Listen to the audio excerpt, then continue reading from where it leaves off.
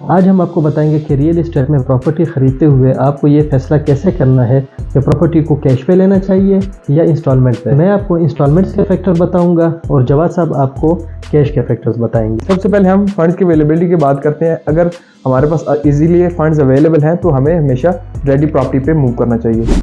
और अगर आपके पास डाउन पेमेंट की हद तक अमाउंट है और फिर आप मंथली इतना कमा रहे हैं कि आप मंथली इंस्टॉलमेंट पे कर सकें तो आप अंडर कंस्ट्रक्शन या अंडर डेवलपमेंट प्रोजेक्ट पे जाएं। जब भी आप कैश पे प्रॉपर्टी परचेज करते हैं तो आपको एक तो वहाँ पे रेट मुनासिब मिलते हैं, दूसरी बात ये है कि फिर आती बात नसीब की कि आपका प्लॉट कितना जल्दी सेल हो जाता है। और इसमें ये है कि आपकी जो कैश वाली प्रॉपर्टी है उसमें आपको ज़्यादा वेट नहीं करना पड़ता, जबकि इंस्टॉलमेंट वाली प्रॉपर्टी में आपको बहुत सारा वेट करना पड़ता है।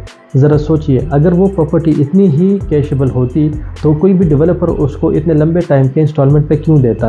अब कितना वेट करना पड़ता है ये आपके प्रोजेक्ट के लोकेशन और उसके टाइमली डिलीवरी पे डिपेंड करता है। इसी तरह कैश पर परचेज की हुई रेडी प्रॉपर्टी को आप रेंटल इनकम के लिए भी होल्ड कर सकते हैं और जितना आप होल्ड करते हैं उतना ही आपका जो कैपिटल एप्रिसिएशन है वो भी साथ बढ़ रहा होता है।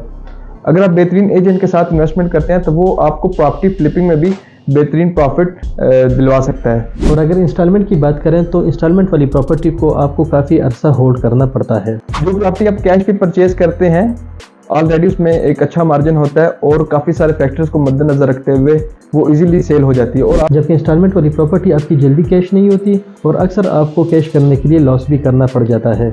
जब भी आप इन्वेस्टमेंट करते हैं तो ये बातें आप सामने रखें। सबसे पहले आपने माइंड अपना क्लियर करना है, उसके बाद आपने रिलायबल एजेंट के साथ मशवरा करना है, उसके बाद आपने फैसला करना है। फिर अगर आप इंस्टॉलमेंट वाले प्रोजेक्ट में जाते हैं तो मेरा ज़ाती मशवरा ये है कि आप किसी अंडर कंस्ट्रक्शन प्रोजेक्ट में शॉप्स, ऑफिसेज या अपार्टमेंट की तरफ चले जाएं।